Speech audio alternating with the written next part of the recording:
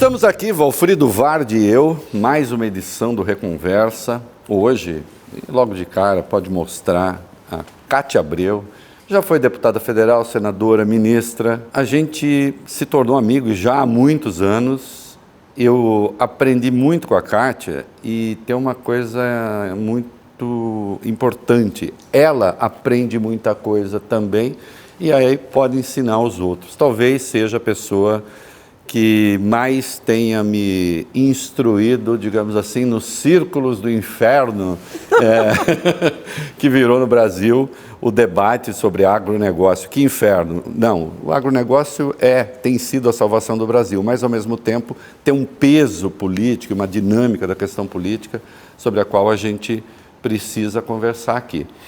A Cátia tem uma trajetória curiosa, porque ela foi considerada durante um bom tempo uma alternativa do pensamento da direita democrática. Mas, por alguma razão, nós que temos algumas convicções liberais, etc., Valfrido, a direita democrática começou a ficar muito burra. E começou a ficar muito burra e começou a deixar de ser democrática, né? E a Cátia, vejam vocês... Parte dela. Parte dela, né? Claro, não, ainda há pessoas... Ainda há salvação. E a Cátia, quando decidiu ser ministra da Dilma Rousseff, gerou um burburinho tal nos setores mais conservadores e talvez a Cátia tenha sido a pessoa mais fiel a Dilma até o último minuto, não é? Temos muita honra de entrevistar a Cátia. Olá, senadora. Vamos chamar de senadora. Reinaldo. Ficou 16 anos no Senado, então a praxe é tratar pelo último cargo. 4 na Câmara. E 4 na Câmara. Ministra. É uma honra tê-la aqui. Obrigada, Reinaldo. E, Cátia, a nossa primeira questão sempre é a seguinte: faça um Wikipedia da sua própria vida. Uma síntese. Quem é Cátia Abreu? Ela talvez, por pudor, não fale, mas a Cátia tem uma coisa notável. A Cátia é psicóloga. Era psicóloga, trabalhava como tal e cuidava da casa. Ficou viúva aos 25 anos. O marido dela morreu num acidente aéreo, e virou fazendeira e depois líder rural, enfim. Com você. Obrigada, Reinaldo. Eu já fiz inúmeras entrevistas na minha vida, mas nem todas dá tanto prazer como essa aqui. Tenho certeza absoluta que vai me dar. Em primeiro lugar, pelo bem-querer que eu tenho por você, o respeito, e pelo brilhantismo das ideias dos dois, né? Dr. Valfrido, um homem reconhecido no Brasil inteiro, um grande advogado, jurista, e Reinaldo Azevedo, que eu brinco com as pessoas que não têm proximidade com o Reinaldo, que se eu tivesse que eleger 10 cabeças brilhantes no Brasil, o Reinaldo é uma. Se eu tivesse que reduzir para 5, eu ainda punho o Reinaldo numa dessas 5 vagas. Um dos homens mais preparados e cultos intelectuais do Brasil. Então, muito obrigada, na verdade, por me convidar e dar essa oportunidade. Isso não estava combinado, tá, gente? Mas talvez nós tenhamos uma coisa em comum que é importante. Ele é do interior de São Paulo e eu sou do interior do Brasil. Então, acho que isso nos dá proximidade. Bom, o Dr. Valfrido talvez me conheça menos, o Reinaldo um pouco mais. Mas sou seu grande admirador. Muito obrigada, Valfrido. E, na verdade, a minha vida é surpreendente. Não porque seja fantástica, mas cheia de surpresas, né? Mais desse lado. Eu pretendia ser uma psicóloga, grande psicanalista, era meu grande sonho, porque minha mãe é psicanalista, já aposentada.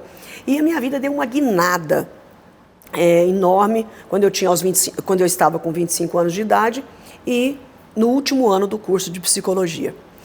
E eu tive, então, que largar o diploma, guardar o meu diploma, arquivar o meu diploma e tentar buscar um outro diploma novo, diploma da vida, que era no setor agropecuário. Eu tive que me dedicar muito, estudar muito e sou muito perguntadeira, sempre fui perguntadeira, curiosa, né? Eu amo aprender coisas novas, nos detalhes.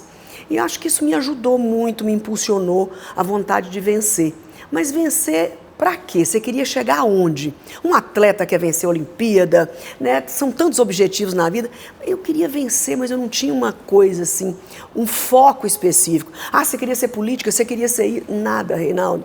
Eu não tinha esse foco. Eu queria vencer naquilo que eu estava fazendo. Eu queria fazer bem feito, vamos assim dizer. Eu não queria ser melhor do que ninguém, mas queria fazer bem feito.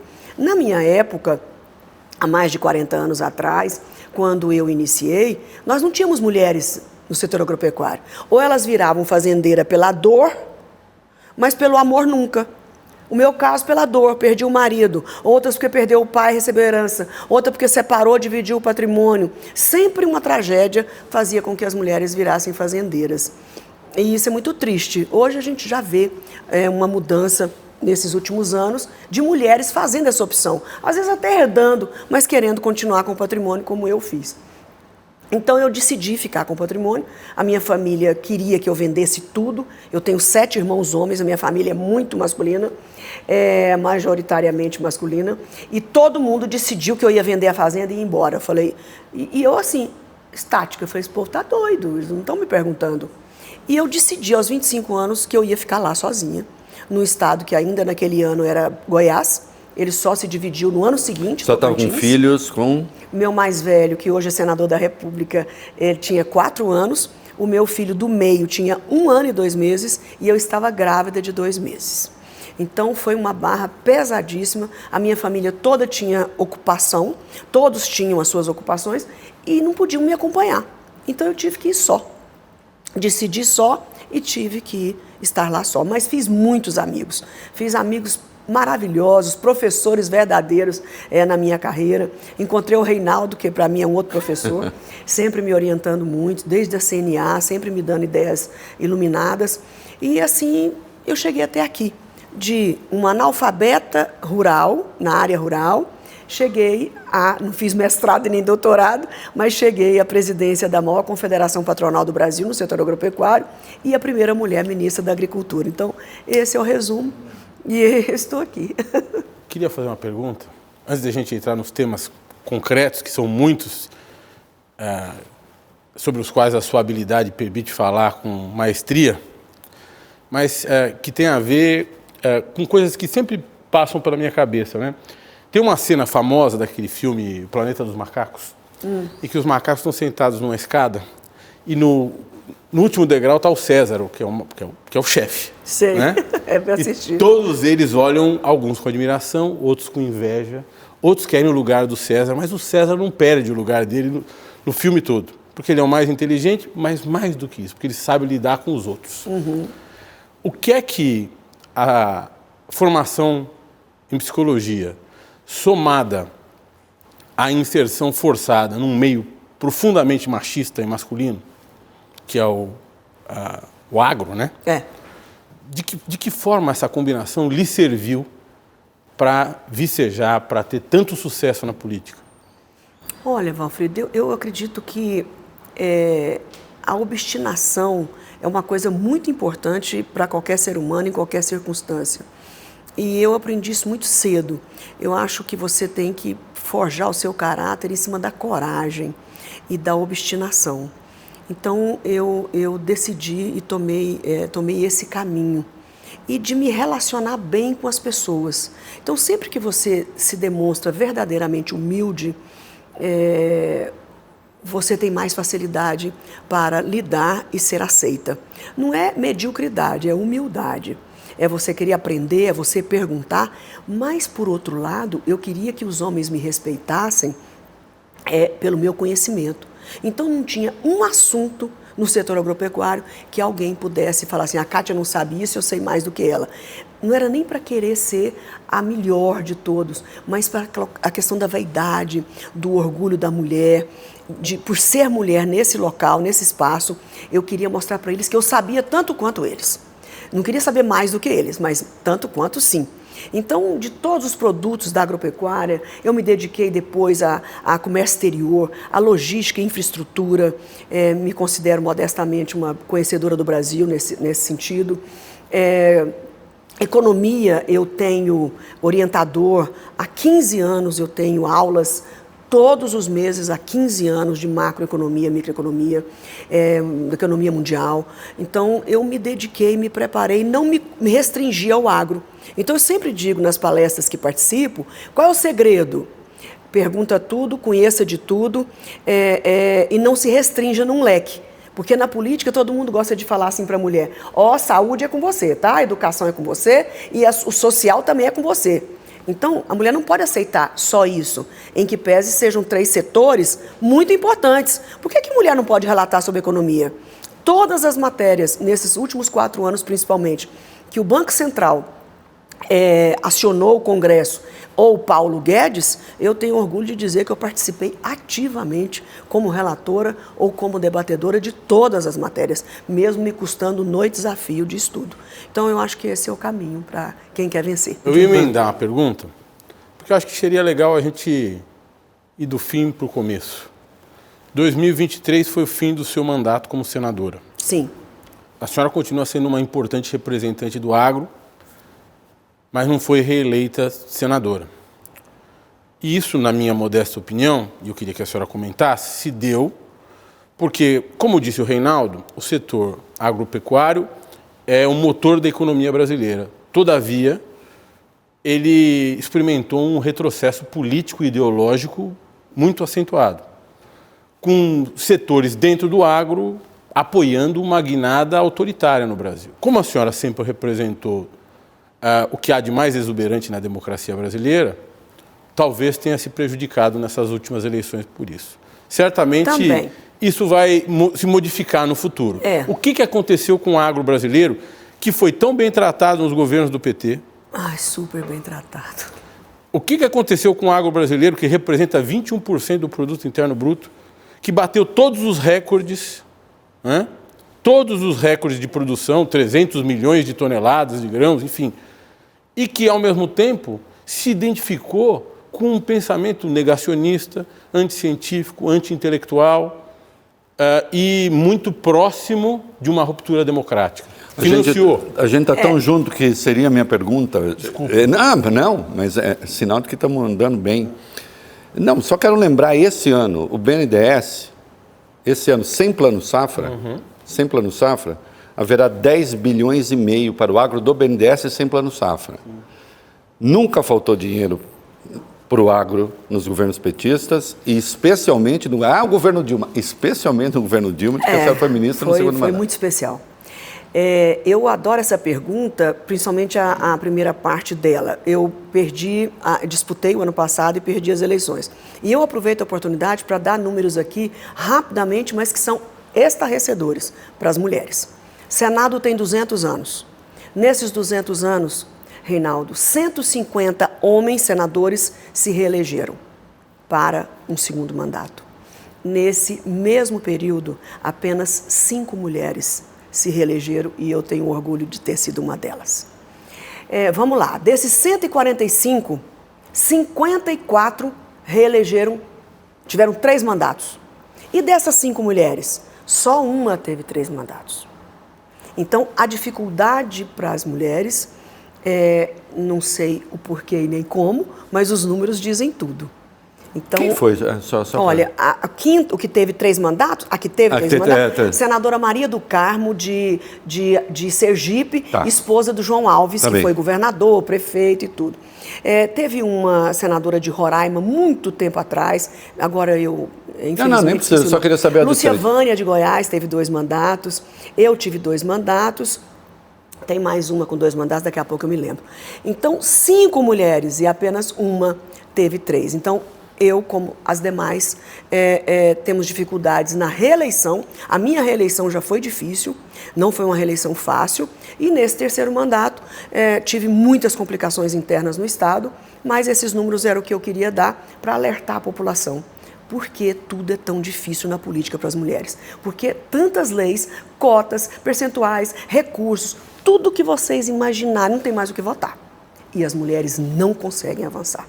Não consegue aumentar as vagas. Tem países do mundo que agora exigem as cadeiras, não é mais candidatura.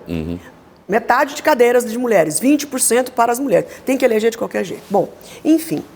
Agora, passando para o agro, eu modestamente conheço a turma bem, porque eu me incluo nessa turma. Claro. Eu sou agropecuarista e tenho muito orgulho desse setor e dessa classe. É importante entender que esses 25% do PIB ele é impulsionado... Perdão, eu falei 21. Eu cometi 25. um erro, 25. Eles são impulsionados pelos fazendeiros. Mas nós temos uma grande cadeia de fornecedores de insumos, nós temos uma grande cadeia de serviços e nós temos uma grande cadeia de indústria. Então, fica parecendo que toda essa cadeia é de extrema direita ou é a fazenda. Não estou querendo diminuir os fazendeiros, não. Eu sou fazendeira. Então, eu gosto dessa palavra, fazendeira. Eu tenho um pouco de implicância com essa coisa do agronegócio, agrobusiness. Eu acho essa coisa tão estranha. Aliás, eu entrei na fazenda dela uma vez, comi bem pra caramba. Então, a gente precisa abrir esse setor e entender que desses 25%, a agropecuária, fazenda, representa 6,5%. O maior representante nesse setor são os serviços. A indústria com 7, 8, se não me engano, e os fornecedores de insumos. Então, isso dá os 100% do agronegócio, que eu faço parte como fazendeira. Só para a gente deixar claro, o serviço aí é exatamente o que, por exemplo? Transporte, prestação de serviço nas fazendas, né? Colheita, plantação, né? Agroindústria, o processo de transformação, mas propriamente? Principalmente, não, a transformação está na indústria. Na indústria. Mas principalmente transporte, Reinaldo. E os intermediários financeiros, porque esse é um negócio financeiro também. Mas né? não estão incluídos aqui. Mas tem, claro que sim, importante. É importante nesse caso.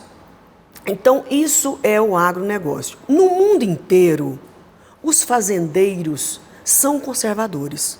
No mundo inteiro, são de direita. E a gente tem que compreender isso. Eu tive um período, que eu não quero aqui mentir e nem falsear nada, que eu já fui muito radical de direita. Nunca fui ignorante, mas com os meus princípios e as minhas convicções muito firmes sempre tive. Eu não perdi as minhas convicções liberais, o direito de propriedade, a segurança jurídica, o livre mercado nem tanto, porque dá uma discussão aqui, um programa inteiro do livre mercado, mas eu continuo com os meus princípios, mas eu entendi que os fazendeiros dessa grande cadeia precisavam avançar. E lá atrás, Reinaldo, foi super importante, eu, presidente da CNA, para que a gente pudesse fazer um trabalho de comunicação. Quando eu cheguei na CNA, eu disse para a diretoria, não contem comigo para ficar aqui apenas no arroz com feijão, vai plantar quanto disso, quanto daquilo, porque isso muita gente sabe fazer. Eu acho que a minha função mais importante é mudar a imagem do setor, é fazer um investimento forte em comunicação, melhorar essa comunicação, porque os fazendeiros são tidos como rudes, com pessoas atrasadas, com pessoas caipiras, com pessoas que falam errado. E não é esse o setor mais, no Brasil e em boa parte do mundo. São pessoas modernas que leem, que estudam, que têm acesso à internet, que se comunicam via redes sociais. Então a gente precisava fazer esse trabalho. E fizemos um trabalho muito forte na CNA. Eu me lembro que na época eu comprei 2.700 BlackBerry. Lembra dos BlackBerry, gente, telefone? A juventude está assistindo, eu lembro sabe dessa conversa sensacional. Comprei, dei um para cada presidente de sindicato rural do país, para que a gente fizesse uma rede de comunicação correta e direta. Aconteceu uma coisa aqui, qual é a narrativa, né? Está na última moda a narrativa agora. Qual é o discurso? Do que nós vamos falar? Então, eu me comunicava, eles, claro que não podiam me responder, porque senão eu não ia conseguir, mas eu falava com eles diariamente, para que a gente tivesse antenado, para que a gente tivesse afinado nos temas do setor. Fizemos media training com todos os 2.700 presidentes de sindicatos rurais, para quando fosse pego em alguma entrevista meia difícil, que eles soubessem responder. Então, enfim, eu me dediquei muito à comunicação, mas sabedora de que nunca deixariam de ser de direita, muitos reacionários de extrema direita. Mas tem fazendeiros modernos também, que continuam de direita, que não gostam e não simpatizam com a esquerda, mas não desenvolvem aquele ódio insano, como nós estamos vendo em circunstâncias como vimos no dia 8, que majoritariamente, eu acredito, segundo a imprensa, muitos fazendeiros e muitos religiosos também envolvidos, né? Então, eu acredito que é uma questão ideológica, mas que o Bolsonaro, de certa forma, ele foi um ativista desse sentimento vingativo de ódio contra a esquerda. Ele estimulou isso. A direita existir, eu acho perfeitamente normal e saudável. Claro. Todo país tem que ter direita, esquerda e centro. Só aqui que ninguém sabe o que é que tem. Entendeu? Né? Tem um meio ali que ninguém se identifica e ninguém sabe onde está. Inclusive meu partido. Hoje a senadora está no PP. No progressista, no PP. Mas eu pretendo me desfiliar, não porque não está na base do governo, mas eu não quero ter filiação partidária mais. Eu quero contribuir na política de outra forma. E acho que posso contribuir da mesma forma com o mandato. Eu acho que as pessoas precisam ser ativistas na política. Isso significa, só parênteses, não perca o fio, que a senhora não quer mais mandato. Não, Reinaldo, não pretendo. Eu acho que eu cumpri a minha meta, a minha missão. Eu acho que eu tive um papel que eu julgo útil, de grande utilidade. Eu me dediquei para ser útil. Eu me dediquei para ser eficiente. Ninguém nasce eficiente. Eu trabalhei para ser competente no Senado Federal, para que meu Estado se orgulhasse de mim, para que as mulheres pudessem se orgulhar de mim. Então, eu fiz o meu papel e acho que agora eu preciso ir para uma nova jornada, ajudando aqueles que querem mandato. Assim, na minha pequena experiência, eu acho que eu posso ajudar. Eu tenho um filho, senador da República, que está no meio do mandato.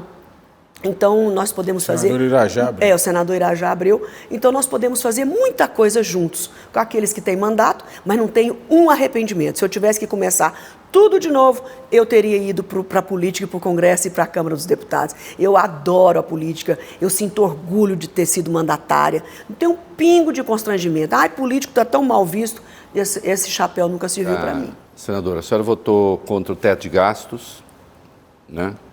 Quando parecia assim que tem que votar ou o teto de gastos ou o desastre, a senhora votou contra a reforma trabalhista. E aí, enquanto isso acontecia, eu voltava lá um passado remoto nosso, porque de algum modo não, de fato, a Kátia já foi muito mais conservadora. Eu já fui muito mais conservador no que se entende por aí como conservadorismo. Eu até tenho um amigo de esquerda que diz assim, olha, você está muito à esquerda. Não é verdade, mas enfim. Senadora, quando é que as elites brasileiras, claro, há muitas exceções, mas muitas vezes elas se mostraram perversas em horas importantes, né? E um pouco alheias ao sofrimento do povo. E a senhora percebeu isso também, né? E eu percebi isso também. Eu acho que esse e foi nós caminho, começamos né, a falar assim, bom, realmente por esse caminho não dá. Porque quando você vai ficando mais velho, a idade tem que servir para muita coisa. Não né, acontece gente? com a gente, mas acontece para alguns, desculpem.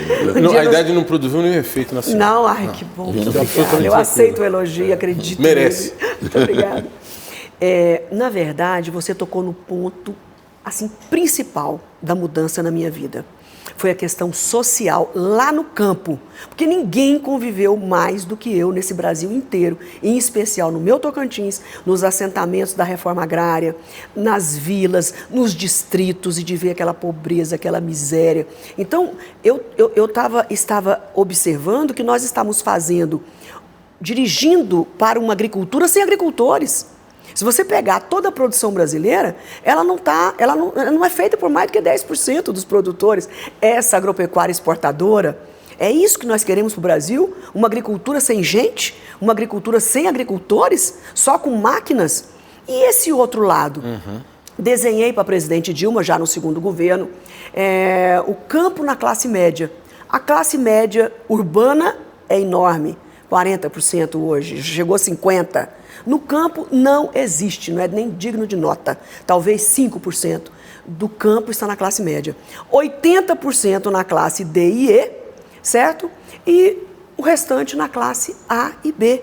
Então, foi por esse caminho que eu comecei a ver a distorção social dentro da minha área. Eu falei, se aqui está assim, onde a pessoa tem uma terrinha, pode plantar e está nessa miséria, imagine quem está na cidade que não tem terrinha nenhuma e nem um emprego para ir.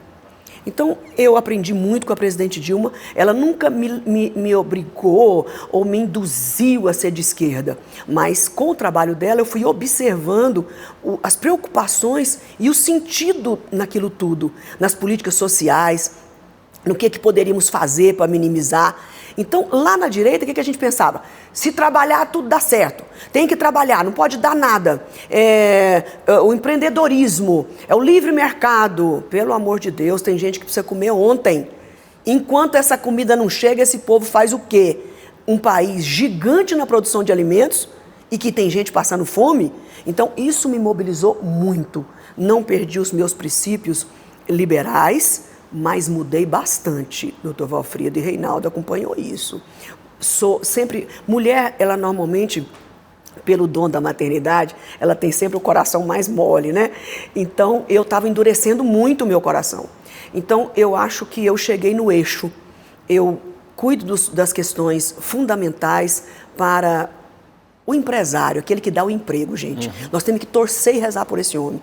E não deixar os excessos acontecerem, as regulações acontecerem, essas pessoas trabalharem com tranquilidade, evitar os abusos. Mas são eles que geram emprego, então a gente tem que torcer por eles. A gente tem que fazer tudo para que os empresários deem certo. E não é só empresário grande, não. A micro e pequena empresa, Reinaldo, ela é responsável por mais de 70% do emprego no país. Então, não é só os ricos, também os ricos, mas também os pequenos, também os médios precisam de ajuda. A micro e pequena empresa no Brasil tem uma vida média de 2 a 3 anos. Alguma coisa está errada. Alta mortalidade empresarial. Alta mortalidade. 90%. Isso é natural no mundo inteiro, no mundo em desenvolvimento, nos países pobres nem se diz. Qual é o problema? Vamos ver. É difícil de adivinhar? Recurso, gente, crédito. Eu fui relatora, talvez uma das matérias mais importantes dos meus mandatos foi ser relatora do PRONAMP.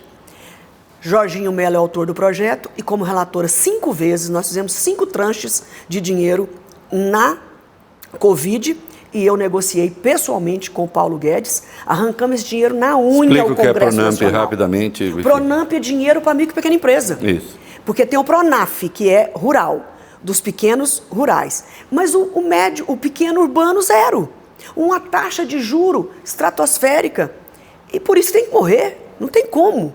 Então, nós fizemos o PRONAMP, precisa continuar implementando, nós fizemos um fundo, negociamos, Banco Central, eu tenho que reconhecer que Roberto Campos foi fundamental nessa negociação, ajudou demais a que a gente criasse esse fundo e que a gente exigisse dos bancos uma contrapartida de 1, pelo menos para 5, de cada R$1 colocado pelo governo, que eles colocassem pelo menos 5. E aí conseguimos chegar até 10, mas foi uma luta maravilhosa, extraordinária que nós fizemos e com apoio total do Congresso Nacional, Câmara e Senado. Aí você vai para a pergunta, como é que você avalia o Congresso Nacional? 14%. Ninguém gosta do Congresso Nacional. Também não divulga as coisas que faz direito, só fica as coisas ruins, né? Então, isso tudo também é uma questão de comunicação que nós tentamos corrigir na CNA. Então é isso, essa mudança minha, ela foi uma questão muito natural. E na questão ambiental, foi outra mudança radical que eu ainda estava na CNA, não era ministra. Quando chamei a Embrapa para me ensinar o que era meio ambiente. Me ensine, por favor, o que é fato, o que é fake. No que é que eu tenho que combater e o que eu tenho que apoiar. Porque eu não posso ser ignorante e levar os meus liderados para a ignorância, para a escuridão. Porque nos pegou de surpresa, quando começou o debate ambiental, a gente queria sair correndo. Meu Deus, o que nós fizemos? Não, vocês acabaram com o planeta, vocês acabaram com tudo no Brasil. Quer dizer, nós saímos de heróis, produtores de alimentos, e agora viramos algozes. Chocou, né, Valfrido? Chocou. Todo mundo ficou revoltado, inclusive eu, e resistimos. E achamos os inimigos, né? E eles também nos acharam. Eu ganhei Miss Motosserra, Miss Desmatamento, eu ganhei tudo quanto é título. Aliás, que sacanagem esse eu título. E mentiroso. Eu lembro, eu fiquei muito bravo à época. Falei, mas isso é mentira, porque eu conhecia e sabia a preocupação. Era inacreditável. Agora, também tinha o debate ideológico. Claro, não adianta. Eu queria convencer determinadas pessoas de que os produtores precisam melhorar, claro, mas que não são esse bicho-papão. Não interessa essas pessoas, porque elas crescem na controvérsia. Então, aí eu tive um recuo violento, quando eu vi o quanto isso tudo prejudicaria quem? A agricultura. Eu aprendi uma coisa rápida, hoje está na imprensa, mas isso eu aprendi há 10 anos atrás. Os rios voadores. O vento que vem do Nordeste passa pela Amazônia, transpira, chove, faz aquelas nuvens de água, vão lá para os Andes, bate nos Andes. Olha o que é espetacular isso. Bate nos Andes e volta para o centro-oeste e sul do país e chove. Eu falei, meu Deus do céu, é importante demais.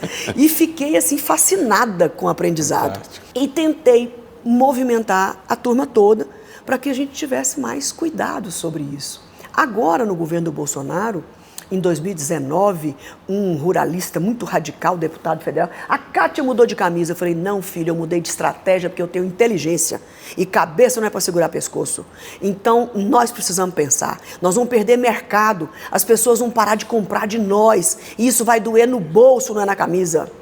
Aliás, Kátia, eu fico o fascínio às avessas, porque a gente debatia isso lá atrás, eu lembro os embates durante o Código Florestal, que havia propostas do Código Florestal e conversamos muito a respeito. Eu depois fui um defensor da forma final do Código, com a intervenção da Kátia, debate com o Aldo Rebelo. Tinha proposta do Código Florestal que inviabilizaria a produção de leite em Minas. Não ia ter mais leite em Minas, ia acabar com pequena propriedade de Santa Catarina. Eu falei, bom, assim, isso não é um Código Florestal, isso é um código de desastre da economia brasileira.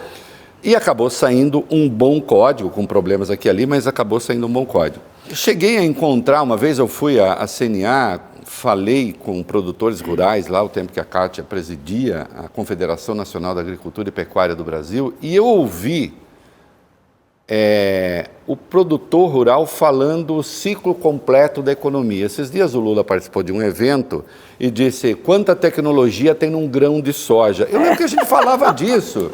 A gente falava disso assim, olha, cada grão de soja, você sabe quanto trator tem no grão de soja? E genética. Genética, banco, tudo está no grão de soja. Isso. O grão de soja não é o grão de soja, ele não nasceu ali. Isso faz parte de uma cadeia. E o agronegócio percebeu isso. Por que é que acontece? De novo, eu continuo assim, eu acho que a gente tem que falar mais disso. Que processo é esse de emburrecimento ideológico contra os fatos? O que me incomoda é ser contra os fatos. Porque se o cara falasse assim, pô, mas também o PT não investiu na agricultura. É mentira. É mentira. Investiu muito. Nos 2 governos Lula, nos 2 governos Dilma, quando ela era ministra. Está investindo agora. De onde vem esse negócio? O que é? Só ter o direito a uma pistola? É isso? É o armamento? É o quê? Tem 2 fatores, Reinaldo, que pesam mais. Falta de costumes, não, MST. Tem 2 fatores, exato. Tem 2 fatores que pesam muito. Vocês disseram os 2. Um é a questão das invasões de terra, que na verdade nem se usa mais. Está tão demodê invadir terra. Invadiu a Embrapa, invadiu a questão de papel e celulose, é um horror. Porque mesmo do lado deles, mas é marginal também, né? Marginal. Por que está fora de moda invadir terra? Porque não tem terra improdutiva, mas ninguém é doido. Porque as terras valorizaram tanto, a soja valorizou tanto, o boi valorizou tanto, quem é que vai deixar a fazenda parada?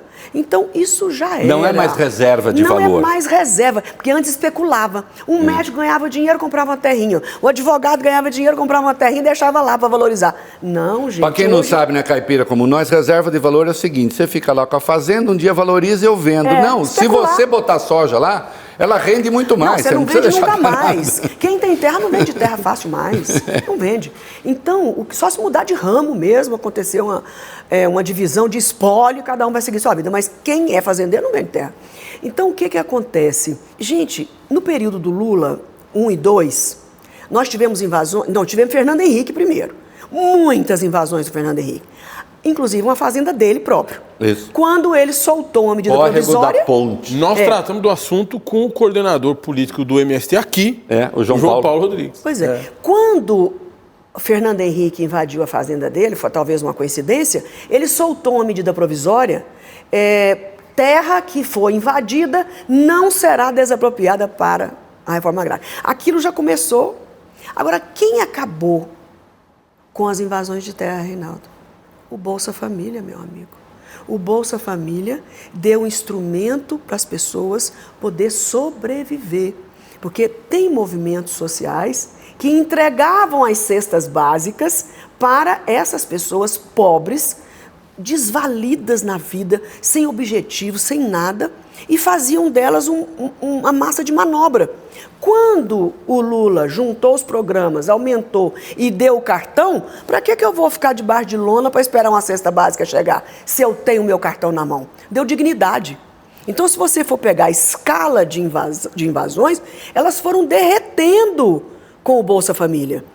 Especificamente no governo da Dilma, que eu acompanhei muito de perto, não teve novos projetos de reforma agrária. O que a Dilma optou? Ela optou por investir nos atuais que estavam em situação de miséria. E muitos ainda estão.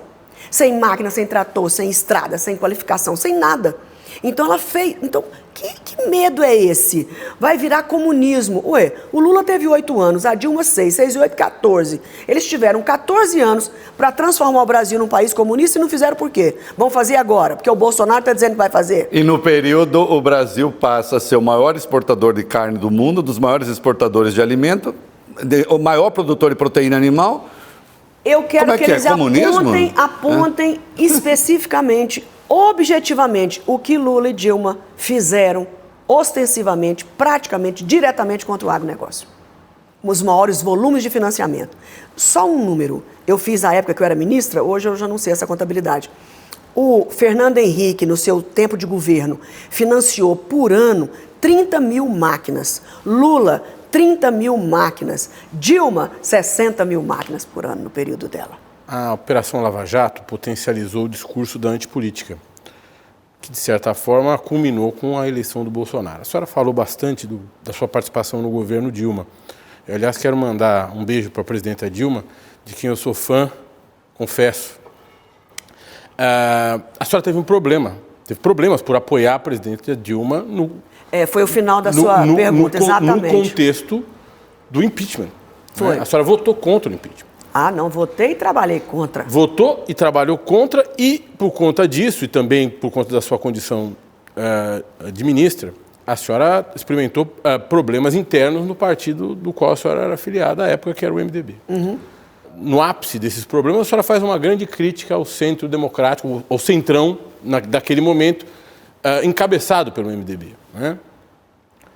Eu não vou repetir a crítica, porque não é o caso, mas talvez daquele momento para este momento o centrão tenha piorado, seja hoje mais fisiológico do que foi no passado. E a antipolítica tenha gerado uma política pior ainda do que a política era antes do discurso da antipolítica. E aí a pergunta, né? Como a senhora avalia a governabilidade do país com essa política, com esses políticos que lá estão? Frida, uma pergunta ótima, porque a resposta está na cabeça de todos os brasileiros. Pode fazer a pergunta. O que é que você acha da política no Brasil? Se não for unanimidade, será quase. Tem que ser mudada. Então, quando a grande maioria acha uma coisa, eu costumo acreditar, certo? Então, em todas as pesquisas, aliás, são duas coisas que o povo é muito contrariado, com a política brasileira e com a saúde. Apesar de termos o sistema mais perfeito do mundo, ele ainda precisa de melhorar a sua gestão. Mas é um grande programa, o SUS. É um grande sistema. Então, o que acontece? Eu acho que nós chegamos ao fim da linha. Eu não gosto de falar fundo de poço. Fundo de poço é uma coisa muito triste. Uhum. Eu acho que o esgotamento do sistema político brasileiro é onde eu já ouvi vários personagens importantes do Brasil, inclusive Arthur Lira, presidente da Câmara dos Deputados, claro, ministro Gilmar Mendes, e assim tantos outros, professor Lavareda, Antônio Lavareda. Então, eu acho que nós chegamos no limite de viver uma mentira de um presidencialismo puro. Nós não estamos vivendo um presidencialismo puro.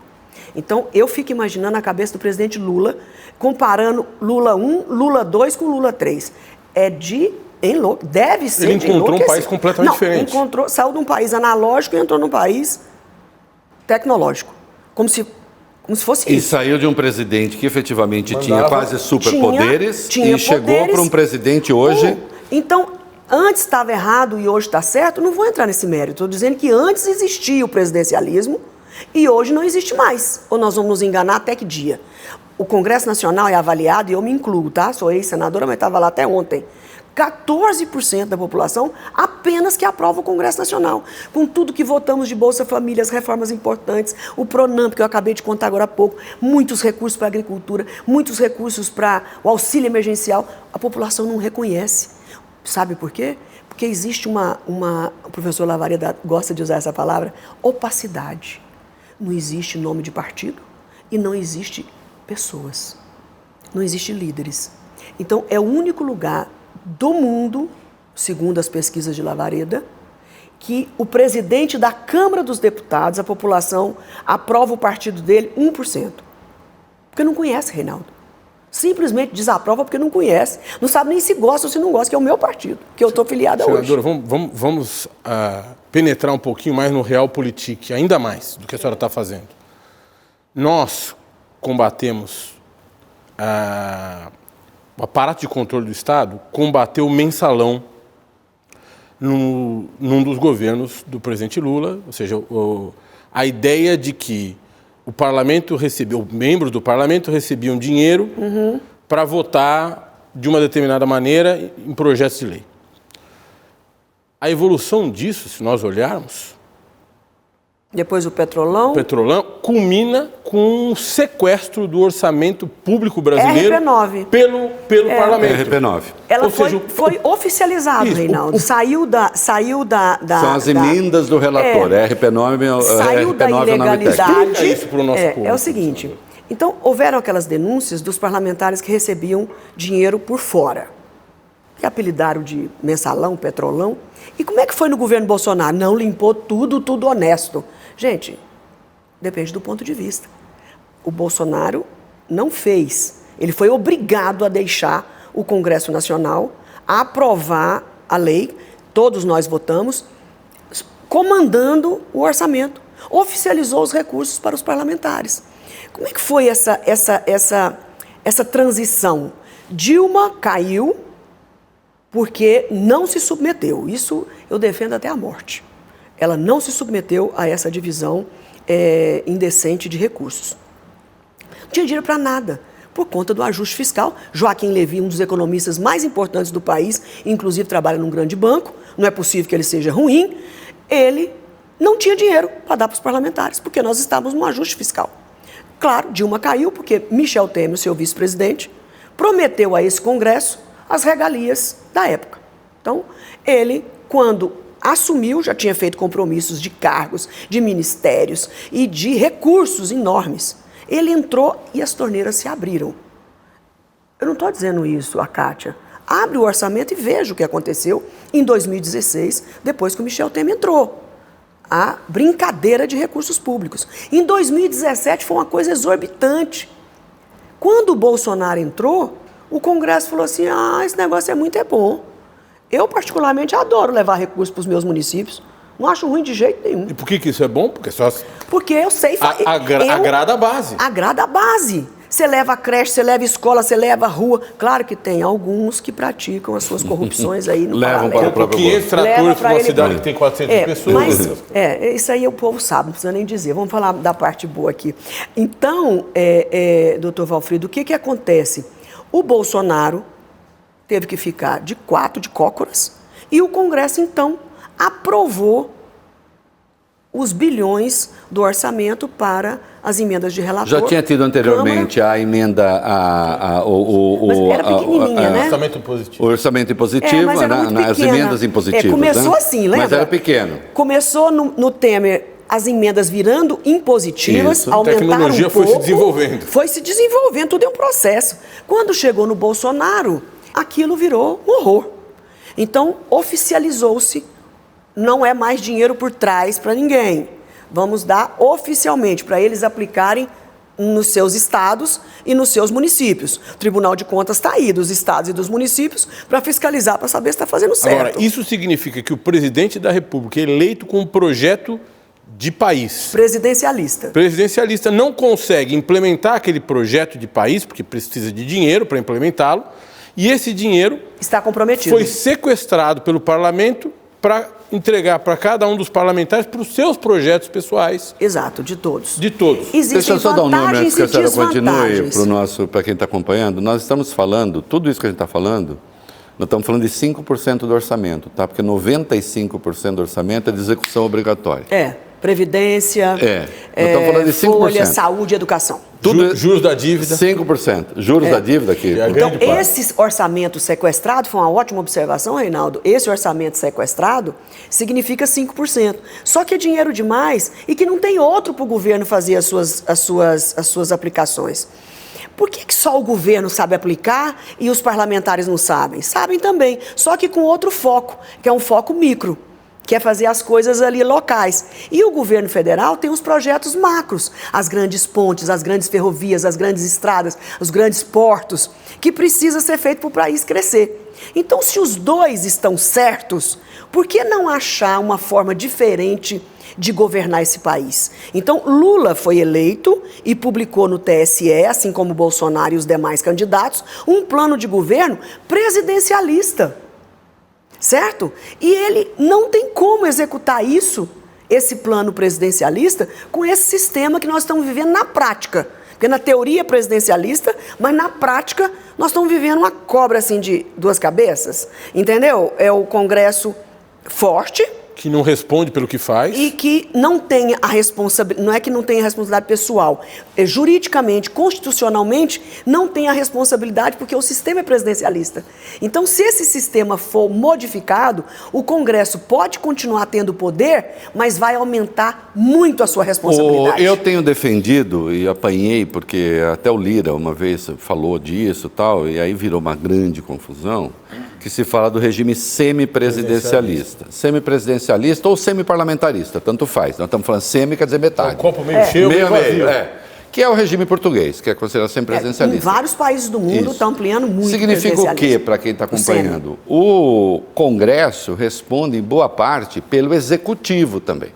Então, assim, se não deu certo, você cobra do Congresso. Existe um primeiro-ministro que responde, um presidente... Nomeado pelo Congresso. Nomeado por um presidente de governo, digamos assim, e você tem o presidente para as questões de Estado. De Estado, muito bem, né? Isso mesmo. Só que na prática a gente está vivendo isso porque está, né? Pior do que isso. É pior porque o Congresso não responde pelo... Não responde. O Congresso não é responsável. Se não deu certo, você vai jogar nas costas do presidente. Isso foi evoluindo para essa cobra de duas cabeças. Eu estava lá dentro esse período todo, a gente estava vendo o que estava acontecendo. Mas isso são períodos que se esgotam. Então, nós precisamos refletir muito. Eu estou estudando muito sobre o semipresidencialismo, Reinaldo. Estou procurando pessoas, livros, inclusive tem livros maravilhosos escritos em Portugal, não precisa dizer na o nome, Europa. Temos um grande amigo comum conhecido, isso, que é exatamente, um defensor. Teve aqui. Pronto, já, né? O Gilmar Mendes defende o Gilmar Mendes presidencialismo. me indicou 3 livros, eu estou lendo um deles, de 3 portugueses que escreveram sobre a experiência portuguesa, mas do mundo todo. Então, o semipresidencialismo, ele nasceu, na verdade, na década de 90, com a falência da União Soviética. Então, com a divisão ali dos países, a maioria experimentou o semipresidencialismo e até hoje ainda persiste. O parlamentarismo puro, nós temos eles em menos lugares, como na Alemanha, como na Inglaterra, são os dois que eu estou me lembrando mais fortes hoje. É só parlamentarismo. Isso. Nos demais países, ou é presidencialismo, ou é o semipresidencialismo. O eleitor vota no presidente, ele fica lá por 4, 5 anos, mas o eleitor vota no Congresso. E tem até a França, que era semipresidencialista, continua, mas o presidencialismo ganhou. O presidente acabou ganhando mais força. Acabou ganhando força. Então, Reinaldo, o que ocorre? Mas eu voto num presidente e é o Congresso que vai mandar? Ué, e quem é que votou no Congresso? Quem que votou nos deputados? Foi só eu, nós 3? O povo brasileiro votou nos deputados, votaram nos deputados. Então, preste mais atenção, porque um deles que você está votando pode virar primeiro-ministro. E é uma distribuição... Se acontecer o semipresidencialismo. Agora, nós já tivemos 2 consultas populares, com um tempo diferente, bastante longo entre um e outro, na década de 60 e agora na década de 90, e o povo escolheu o presidencialismo. Foi. E eu faço minha culpa, oh meu Deus, eu defendi o presidencialismo, me arrependo tanto. Mas defendi. Mas era a fase, Reinaldo. E as circunstâncias são outras. Circunstâncias totalmente diferentes. Mas não, se você falasse comigo há 5, 6 anos atrás, era presidencialista. Eu estou vendo a olhos nus que se nós não fizermos isso, nós estamos perdidos. Nós tivemos 2 consultas e o povo falou presidencialismo. Eu tenho minhas dúvidas se precisa fazer um novo... plebiscito. Mudaram de regime sem plebiscito. Porque veja só, mudaram de regime sem plebiscito. A gente continuaria a ser presidencialista, só que atribuindo funções específicas ao Congresso. Agora, de qualquer modo, será que a gente consegue convencer o brasileiro? Depois nós precisamos falar com o Lavareda. De um regime semipresidencialista ou semiparlamentarista? Se nós tivermos um consenso, não é unanimidade, se nós tivermos um consenso entre sociedade como um todo, as instituições, os empresários, os trabalhadores, enfim, todos aqueles que respondem nas pesquisas, majoritariamente, que a política no Brasil tem que mudar, tem que se propor a querer mudar alguma coisa. Agora, só veja coisa perversa para a senhora refletir. Ao mesmo tempo que... Então, nós temos um Congresso que manda muito, que hoje tem uma boa fatia do que sobra de dinheiro para destinar. Com essa reputação péssima, que a senhora lembrou agora há pouco. Vai dar mais poder para esse povo? E, ao mesmo tempo, a gente tem que falar assim, sabe o que é? Eles precisam ter mais poder, fica difícil. Sabe quem responde isso? Desculpa, é impossível não dizer. O tio do Homem-Aranha. Com grande poder, vem grande responsabilidade. Mas você tirou da minha boca. Eu ia dizer isso. Não existe grande poder sem grande responsabilidade.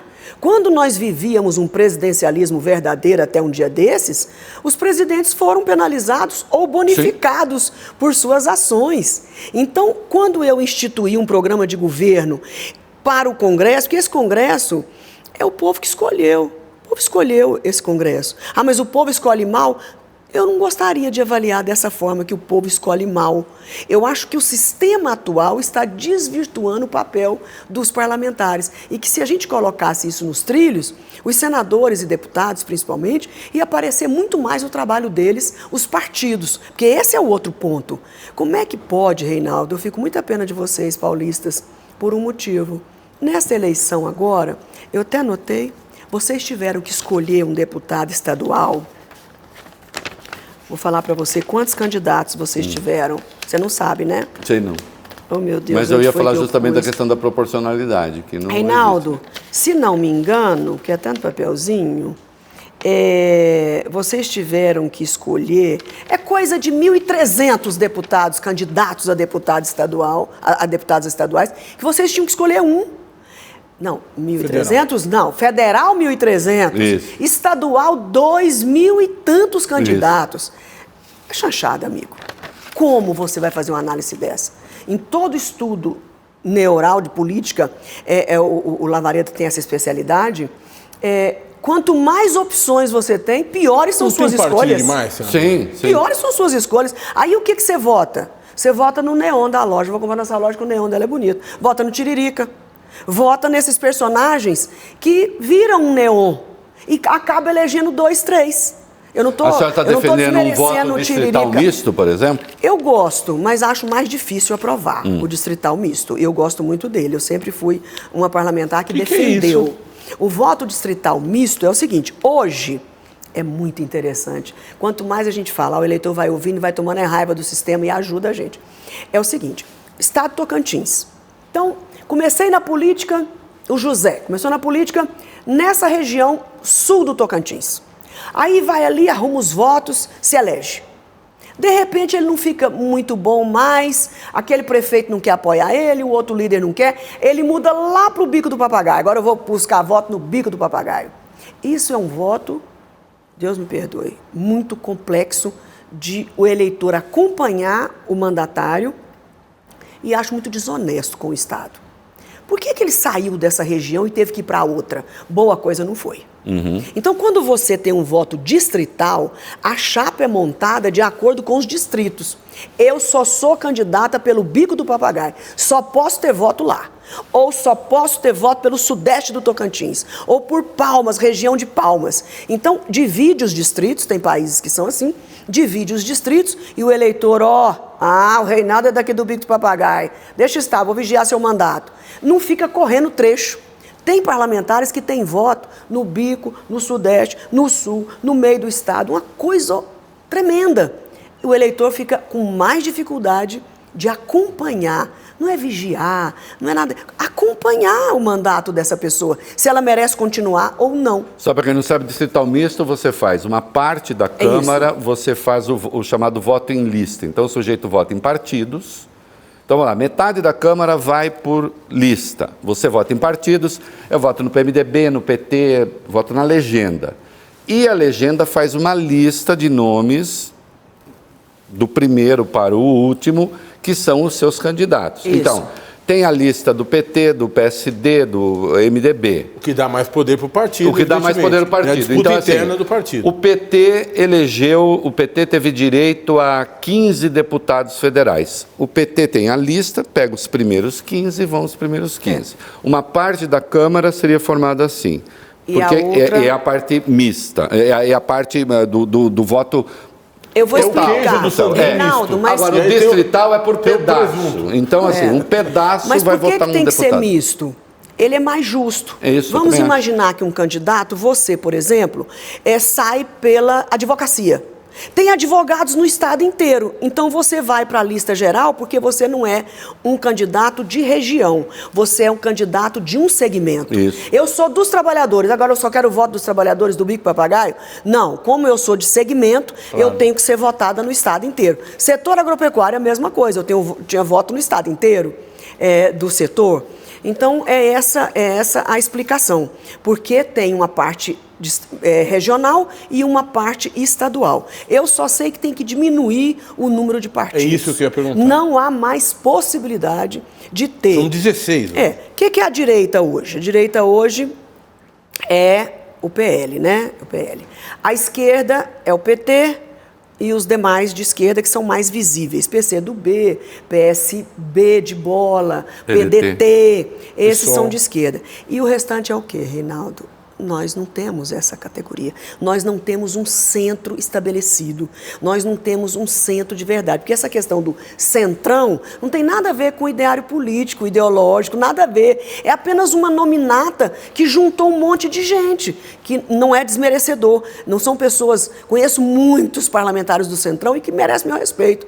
Mas descaracterizou, desconfigurou a situação de que ou você é direita, ou você é esquerda, ou você é centro. Não existe outro espaço, só se for no outro planeta. Então, você só tem 3 espaços políticos que poderiam variar dentro de cada espaço desse, mas com uma definição muito grande. O que acontece na minha opinião, Reinaldo?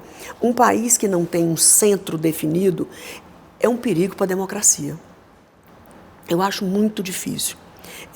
Me disseram outro dia que Getúlio Vargas foi muito inteligente e não só fortaleceu o PDT, criou o PTB e o PSD. Mas criou o PSD.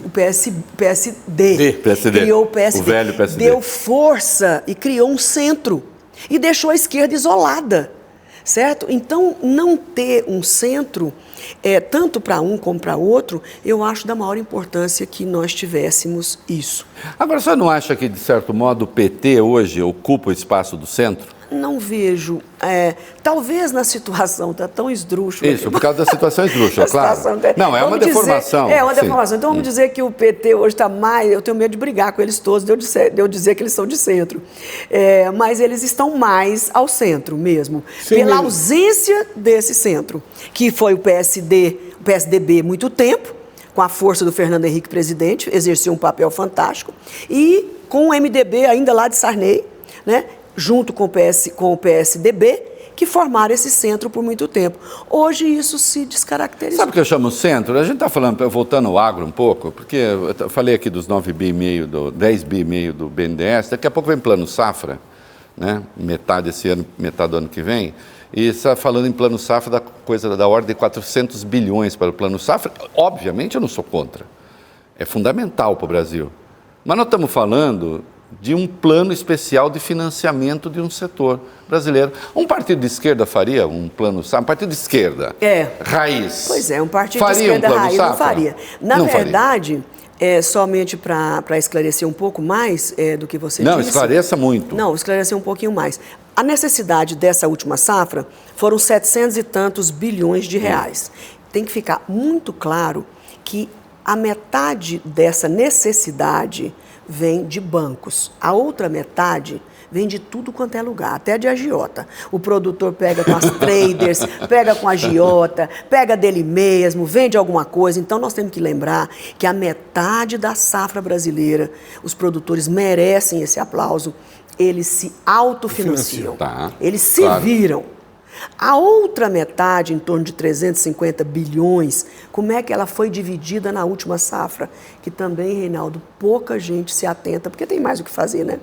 70% foi para a agricultura familiar e apenas 30% para esse grande agronegócio.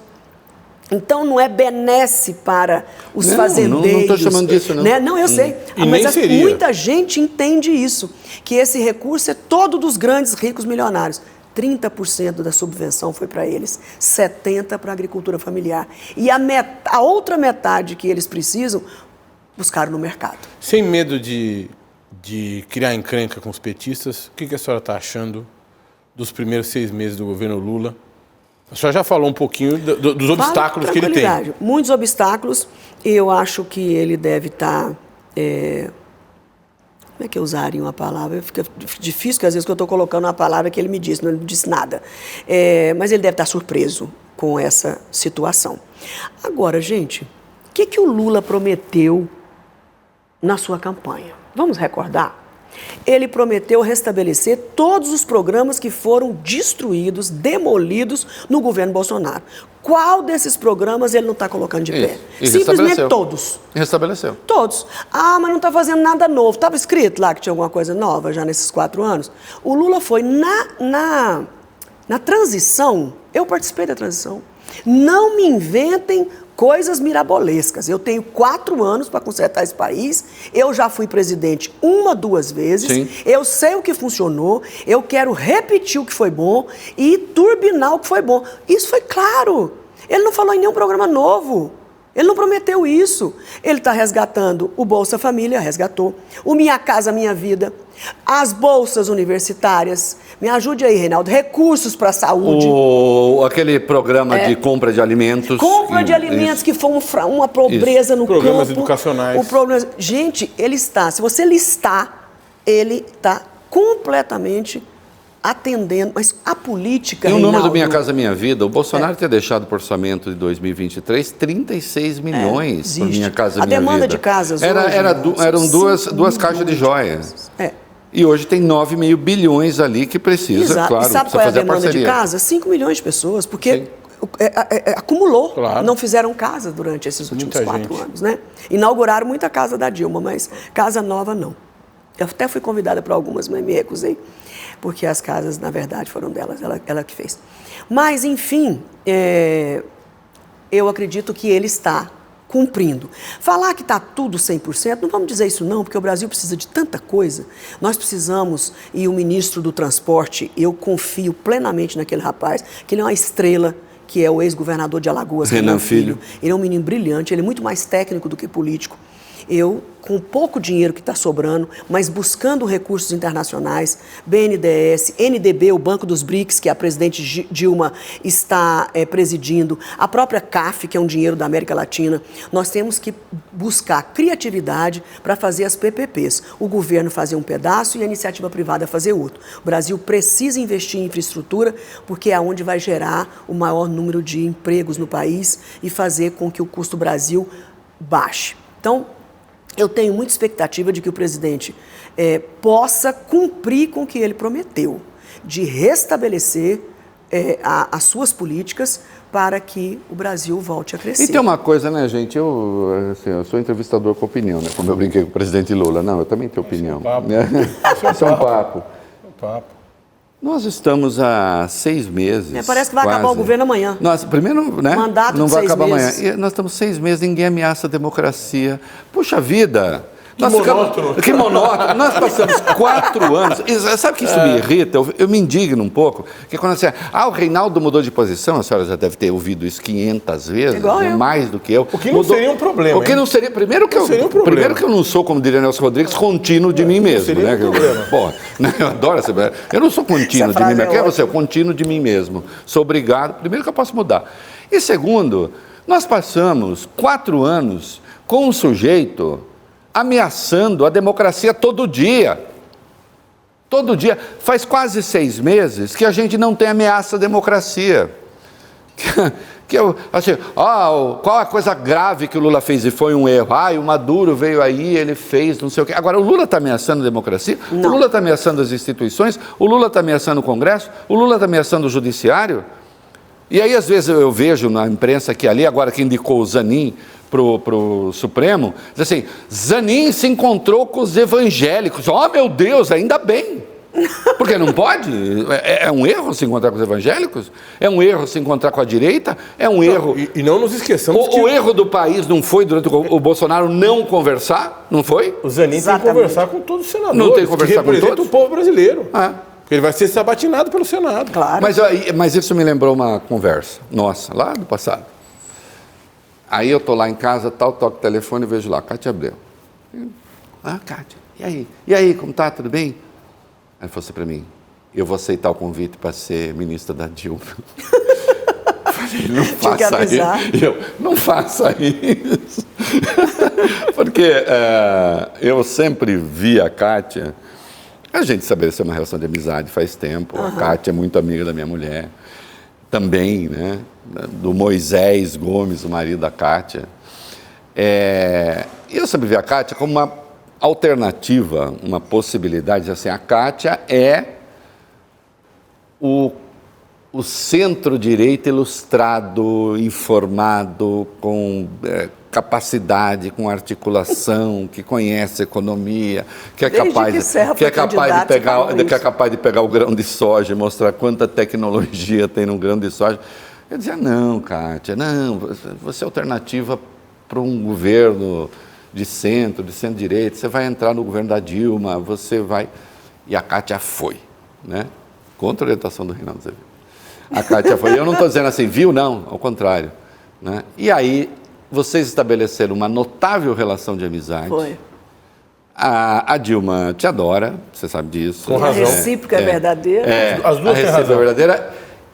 E acho que Cátia Abreu foi a pessoa mais fiel. Fiel. Mais do que petista, que eu vi petista falando não dá mais. Eu lembro dela dando uma descompostura numa figura que viria a ser presidente do BNDES.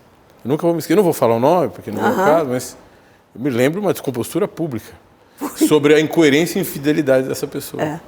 Exatamente. Olha, como foi Reinaldo, esse processo? Eu não sei. Foi a amizade pessoal que levou? Não. É fácil demais de explicar. O fato de eu gostar muito de uma pessoa, ela não me tira o direito de não apoiá-la. Claro. Em determinadas situações. Eu não tenho compromisso com erro, eu não tenho compromisso com corrupção, eu não tenho compromisso com irresponsabilidade. Não tenho esse compromisso. Podia até continuar amiga, mas não tinha compromisso de continuidade.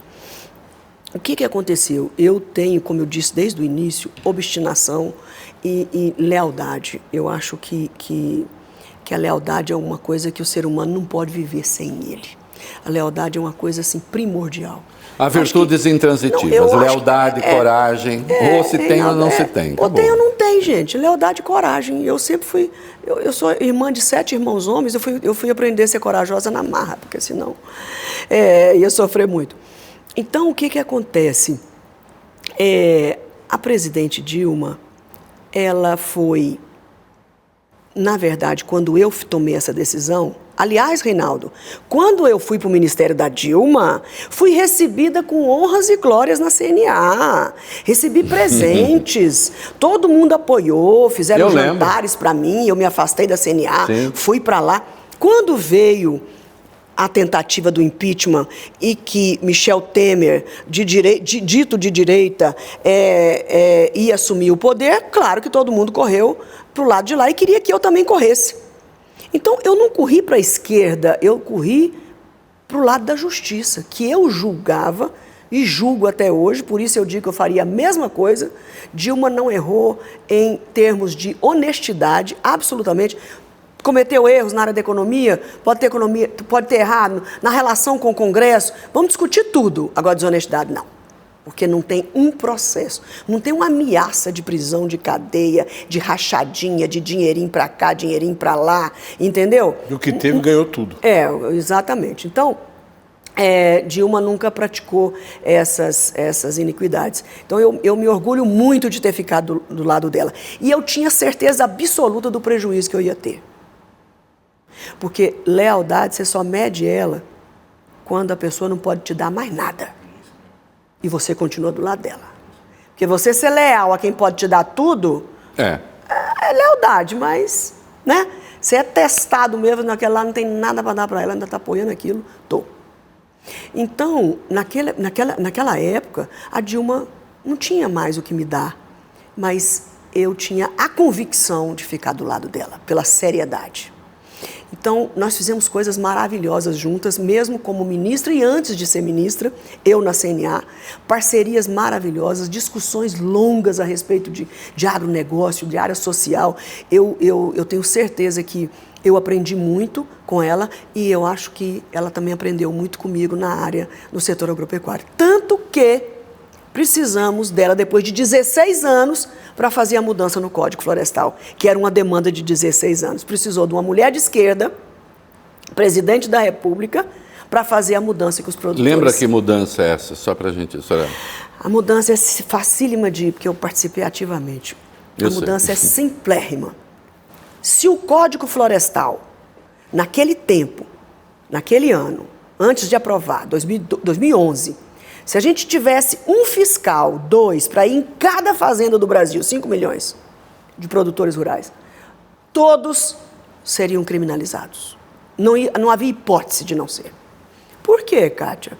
Porque a lei foi mudando ao longo de décadas, mudando leizinha, regras. E os produtores já tinham feito, e aquilo foi virando um passivo enorme. E chegou num ponto da criminalização total. Ou nós marcamos um ponto de partida, zeramos o jogo e fazemos vida nova. Teve perdão? Não. Por que não teve perdão? Perdão é quando você deve, e aí vem o governo e fala assim, você não deve mais nada não, tá? Isso é perdão. No nosso caso, não. Produtores rurais, de 2008 para trás, o que você cometeu de erro, você vai recompor. Você vai consertar. Você derrubou essa parede? Constrói ela de novo. Você desmatou sem poder? Deixa crescer de volta. Então, nós tivemos custo com isso e concordamos. Foi um grande pacto nacional. Foram 470 votos, se não me engano, na Câmara dos Deputados. Então, foi um consenso amplo de esquerda, direita, centro, o que quiser chamar. Aliás, a imprensa burramente chamou de anistia e não era anistia. Eu lembro que eu escrevi largamente a respeito. Cansei de falar. Anistia de quê? Anistia é perdão, gente. Procura na internet, se você não sabe, para entender do que nós estamos falando, se você não conseguiu registrar. Então, os produtores falaram assim, você vai ter uma segunda chance. Se você fez o erro de 2008 para trás. Então, quando eu vejo agora 2008 para adiante, as pessoas desmatando, eu não tenho dó nem piedade, Reinaldo. Não tenho dó nem piedade, porque eu participei de um acordo, foi um acordo nacional, e os produtores participaram através das suas entidades e dos seus deputados da bancada ruralista. Todo mundo votou. Então, como que nós vamos agora, de novo na sociedade, tentar fazer outro pacto? Com que moral faremos isso? Que, aliás, é a coisa notável, né? Eu defendi aquilo que se chamou anistia, então, que não era anistia coisa nenhuma, mas era uma regularização. Você vai botar os produtores na lei, porque, afinal de contas, eles estão produzindo comida. Então não vai transformar essa gente toda em bandida. Agora, o que o Bolsonaro conseguiu depois disso foi estimular o desmatamento irresponsável e desnecessário. É inacreditável o que está acontecendo. Porque a vontade de desmatar, Reinaldo, individualmente, ela existe. Todo mundo quer, não é porque odeia as árvores, não. Quer plantar. Claro. Quer ganhar dinheiro, gente. Quer trabalhar. Então, agora, uma coisa justifica a outra? Não. Mas não é pelo prazer de derrubar a árvore. Pelo amor de Deus, ninguém pode pensar nisso. Agora, nós precisamos ter regras, porque não pode desmatar a benefício próprio de nós brasileiros. Não é de europeu, não é de americano, não é de chinês. Nós temos que manter a Amazônia por conta das chuvas e da riqueza da biodiversidade, Reinaldo. Que só os nossos bisnetos e tataranetos é que vão entender e conhecer essa biodiversidade. Quem está falando isso é aquela que foi estupidamente chamada de musa motosserra e não sei o quê. Desmatamento. Miss Desmatamento. Kátia, o Xi Jinping deve ser, você deve ser ocidental que o Xi Jinping mais conhece. Fala assim, olha a Kátia. Né? Que assim como a gente acha que chinês é tudo parecido, eles devem olhar para nossa cara. Com certeza. Eu posso voltar numa loja na China 200 vezes, na hora que eu chego, amiga!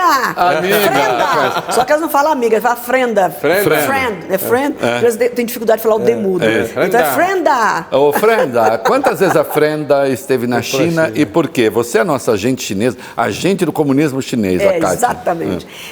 10 vezes. Uau! 9 vezes por conta do setor agropecuário. Inclusive, eu criei um escritório da CNA em Pequim, criei em Bruxelas, criei nos Estados Unidos. Era para nossa imagem. Continua? Reinaldo, fecharam tudo. E aí, eu ia para negociar a abertura. O ministro atual da Agricultura, que é o senador Fávaro, me fez uma cortesia, uma amabilidade grande na China agora, diante de todos os empresários. Se não fosse a Kátia, nós não estaríamos exportando o que estamos exportando hoje. Nessas 9 viagens, Reinaldo, nós conseguimos praticamente dobrar as nossas exportações por conta de 26 plantas frigoríficas abertas nesse período de 9 vezes que eu fui à China. Suplicar, pedir, negociar para que os frigoríficos fossem abertos. Depois de mim, do meu mandato, nós tivemos mais 3 ou 4 abertos. E agora que nós estamos com um pleito de 30 novos frigoríficos exportadores, tanto de suínos, aves e bovinos, para a China. Em 2050, nós vamos ser 9 bilhões de seres humanos na Terra. E, evidentemente, que a segurança alimentar passa a ser um problema do mundo todo. Com certeza. Como é que o Brasil se prepara para alimentar o mundo todo, ou deve se preparar para alimentar o mundo todo, sem destruir seus recursos naturais? E, ao mesmo tempo, criar mecanismos de logística, infraestrutura. Eu conversava com o presidente da Câmara de Comércio Árabe Brasil, e ele dizia o seguinte: o mundo árabe quer comprar mais comida do Brasil, mas não consegue por causa do problema de logística. E ele me falava lá, a manga da Índia é pior que a do Brasil, mas custa 10 vezes menos, porque chega mais rápido de uma maneira mais facilitada. E aí por diante. Como é que nós nos preparamos como país para essa nossa grande vocação de alimentar o mundo? A Índia pela proximidade, mas por logística não. Porque lá pode ser mais barato é a mão de obra, que eles pagam muito mal. Os trabalhadores pagam pouco, né? Porque é muita gente para trabalhar, 1 bilhão e 300 milhões de pessoas. Então, não tem a lei trabalhista que o Brasil tem e a remuneração que o Brasil paga aos seus trabalhadores, né? Graças a Deus nós pagamos. Então, na Índia é muito mais uma questão barata pela mão de obra e não pela logística. Agora, eles estão fazendo muitas estradas. O que acontece? Se nós pudéssemos melhorar essa infraestrutura, aí sim que o mundo ia enlouquecer. Porque mesmo com essa infraestrutura ruim que nós temos, que não é a ideal, vamos assim dizer, nós ainda somos muito mais competitivos do que outros países. Então, na verdade, a Índia tem, especificamente que você mencionou, nós temos poucos acordos comerciais. Nós estamos amarrados ao Mercosul, então nós vendemos muito, mas sem acordo comercial. Qual que é a diferença? Para que esses acordos? Porque nós vendemos com muito imposto. Quando chega lá, quando você tem acordo de livre comércio, aí você não tem taxas. Então imagine a gente exportando tudo isso sem imposto nenhum, se a gente conseguir fazer o acordo Mercosul-União Europeia ou China com o Mercosul, né? A China tem acordo comercial com o Vietnã, paga nada, Coreia do Sul, então não paga imposto nenhum, nós pagamos muito imposto. Café na China, a escalada tarifária é altíssima, certo? Então os acordos comerciais é que vão nos salvar de verdade dessas vendas. Especificamente, repito, a Índia é um país super fechado, que também não quer deixar a gente vender nada para lá, tá? Eles querem vender, mas não querem comprar nada. E o comércio é uma mão de duas vias, né? Não pode fazer dessa forma. Mas a infraestrutura é uma questão importante. Nós precisamos de um grande programa de investimento na área de energia. Mas nós já temos energia limpa, nós temos que zerar a energia suja, nós temos condição para isso, nós temos como vender hidrogênio verde. O BNDES anunciou agora, fiquei tão alegre, mais de 500 bilhões de reais para hidrogênio verde. Pouca gente no mundo entende a capacidade. Eu estou estudando agora sobre isso, nunca nem tinha ouvido falar. 500 milhões, né? 500 milhões, Isso. exato. São 3 bi e meio. Isso. Um para a energia, sendo que 500 para o hidrogênio Isso. verde. Obrigada, Reinaldo. O hidrogênio verde, quem é que dá conta de fazer hidrogênio verde? Eu quero que me mostre no mundo quem dá conta de fazer. É só o Brasil, em grande escala. Explica o que é hidrogênio verde rapidamente. Hidrogênio verde é o seguinte, rapidamente. Existe o hidrogênio cinza, porque ele é sujo. Você pega a molécula de água, gente, H2O. Você precisa de um choque ali para separar o H2 do O. O O é oxigênio, vai embora. Isso. O H2, ele transforma-se fisicamente em amônia e você exporta o hidrogênio verde, que é o H2, que é 2 moléculas, com esse choque que ela leva. Estou falando choque, gente, mas não é choque, é só para quem está assistindo entender. Isso. É uma eletrólise ou uma hidrólise, uma coisa assim. Divide aquela molécula. E quem vai produzir esse choque? A energia elétrica de carbono, aí é hidrogênio cinza. Não, eu quero energia Limpa. limpa. Para dar o choque. Para dar o choque. Esse é o verde. Então, uma indústria dessa tem que ficar no porto, porque dali você faz a captura na rede elétrica. Então, a energia tem que ser eólica, hidráulica, solar ou biomassa. Quem é que tem, Reinaldo? Nós temos tudo isso. Tudo isso. Então, nós temos que fazer para exportar. A Alemanha é uma grande compradora. A Merkel, antes de sair, fez um programa para 2030 ser 100% E essa amônia que vira... Essa amônia que vira a energia. A energia. Muda a Combustível. matriz energética Combustível. da Alemanha. É um negócio espetacular. Só pode ser exportado via amônia? Não, pode ser na forma gasosa, mas é caríssimo. Então, é melhor vender no formato físico, sólido de amônia. Então, exportar para o mundo todo. Eu falei com a presidente Dilma, ela falou, Kátia, prioridade na sua área. O que você vê, que você conhece muito o Brasil? Eu falei, presidente, põe no seu foco hidrogênio verde. Você já imaginou o Banco da China, dos BRICS, financiar hidrogênio verde no Brasil para fornecer para os países dos BRICS? Eu estou pensando nisso, Kátia. Né? Estou pensando, Dilma, estou pensando nisso. Eu gosto muito de você. Estive com o Reinaldo Azevedo, falei muito bem de você. Você acha que a direita brasileira tradicional, ela está antenada? Quando você fala essas coisas, você acha que ela tá entendendo o que está acontecendo? Não, né? Reinaldo, esse assunto específico eu Por quero que a ser direita justa. ficou tão ignorante, hein? Eu não sei, Reinaldo. Assim, gente. Eu acho que eu sei, mas enfim. Eu sou de centro-direita. Tem muita gente boa na direita, acredite nisso. Mas esse radicalismo de um grupo... Você sabe que eu também cheguei a achar que tinha... Mas ultimamente... Tá difícil, não tá tá, Reinaldo? difícil, Ontem eu peguei um Uber e ele falou assim... Esse carro é seu, porque eu sou conversadeira. Esse carro é do senhor? Ele falou, não, é alugado. E por que o senhor não compra um carro novo? Vai ter um programa aí que vai reduzir em 10 mil reais, 8 mil reais, 5 mil reais um carro. Que dia que vai ter isso? Ah, mas eu não posso, eu estou devendo. Eu estou com meu nome sujo. Falei, pois vai ter outro programa Para limpar de o nome. limpar o Pra limpar o nome. nome. Ele falou assim, a primeira pessoa rica que entra... Eu falei, mas você está dizendo que eu sou rica por quê? Não, a senhora, pelo jeito, a senhora não é pobre. De 10 que entram aqui, 9 querem falar mal do Lula. Aliás, meu amor, vê aí, hoje Bradesco e Itaú aderiram, mas tem um terceiro banco, está na home dos jornais aí, que aderiram ao cadastro aí. Foi? Que maravilha. Foi, os bancões. Eu não disse quem eu era, né? Ele me conheceu. Aí ele falou assim, viagem abençoada, é um senhor nordestino. Ai, que viagem, tem 35 anos em São Paulo. Que viagem abençoada, meu Deus, eu vou ficar de olho no Jornal Nacional. Então, todo mundo que entra nesse carro, minha senhora, que pobre não entra em Uber, é a primeira pessoa aqui em São Paulo que me dá 2 notícias maravilhosas dessas sobre o governo Lula. Mas por que a grande mídia às vezes distorce um pouco? Eu assisti outro dia, num canal de televisão, não vou falar qual era, uma matéria sobre a queda da inflação no Brasil.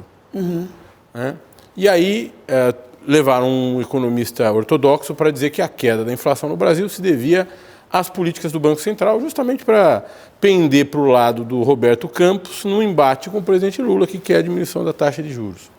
Bom, a inflação vem caindo no Brasil por uma série de motivos. Um deles, pela aprovação do arcabouço fiscal Isso. pelo Congresso Nacional, acabou-se esse proposto pela equipe econômica do ministro Haddad. Por que ainda setores da imprensa brasileira tendem a esconder? Porque ao esconder, por exemplo, essas duas notícias que a senhora deu ao taxista, né, tá certo,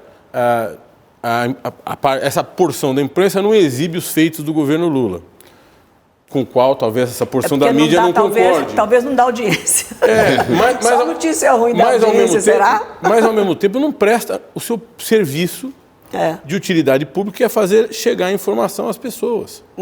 Importante, muito importante que isso aconteça, porque... Como a senhora vê isso? De certa forma, esse negativismo da política que a imprensa divulga, e ela não tem que esconder, óbvio que não tem que esconder, mas é o que você falou. Por que não põe a parte boa? Será que esse trabalho também não está fazendo mal à democracia? Fazer com que as pessoas tomem ódio da política, essa generalização, de repente vai todo mundo acordar e falar, tem ódio de jornalista. Vocês acham que é justo isso? Não é justo isso. Faz mal à democracia, então, sim. faz mal à democracia só a notícia ruim, porque no inconsciente coletivo fica que ninguém presta.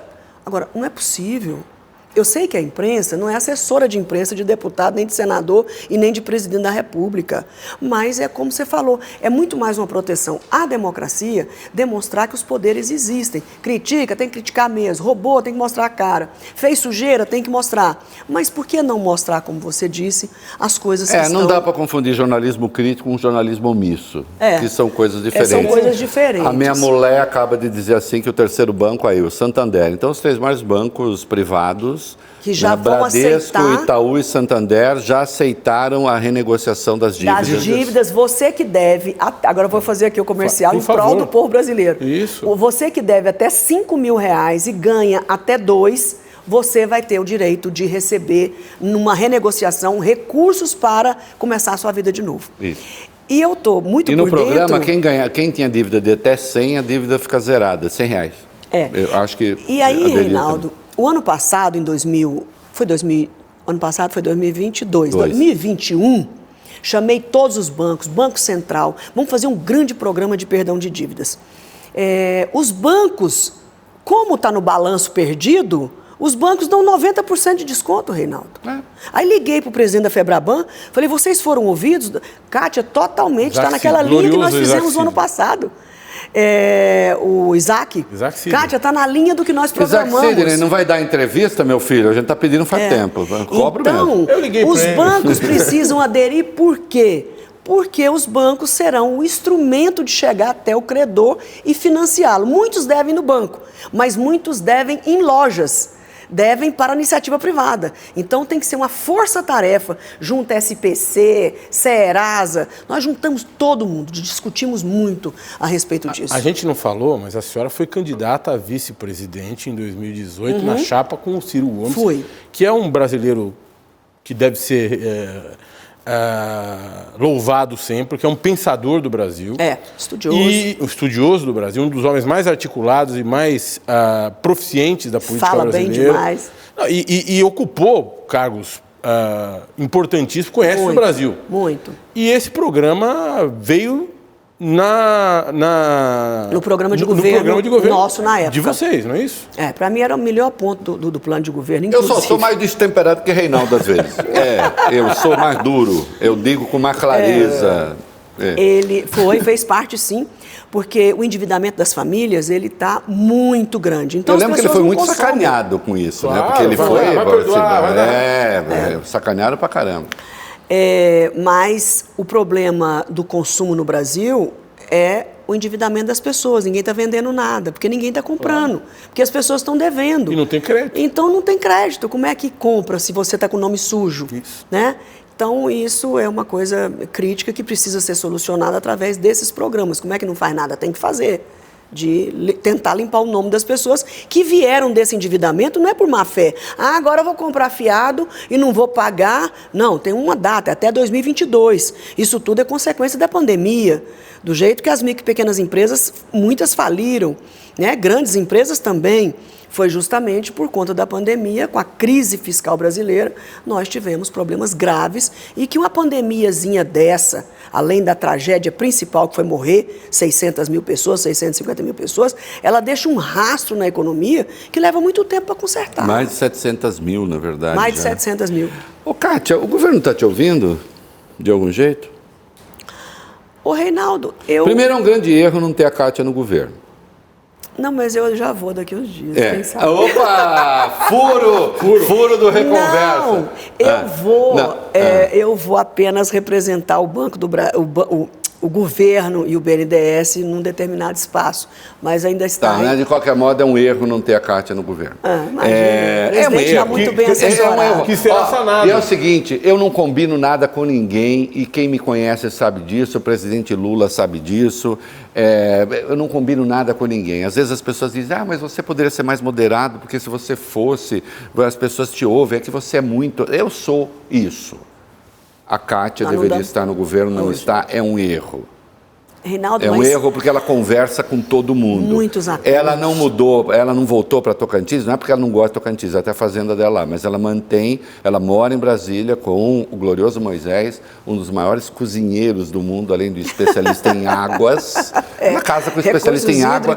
Ela casa com o especialista em água que sabe cozinhar. Eu li uma matéria sobre o cardápio de um determinado jantar que foi ele que fez. Ele é que faz tudo. Então, assim, a Kátia conversa com todo mundo, deveria está no governo, né? E não deixe de falar o que você está tentando falar aí, mas eu quero perguntar, você acha que vai dar certo?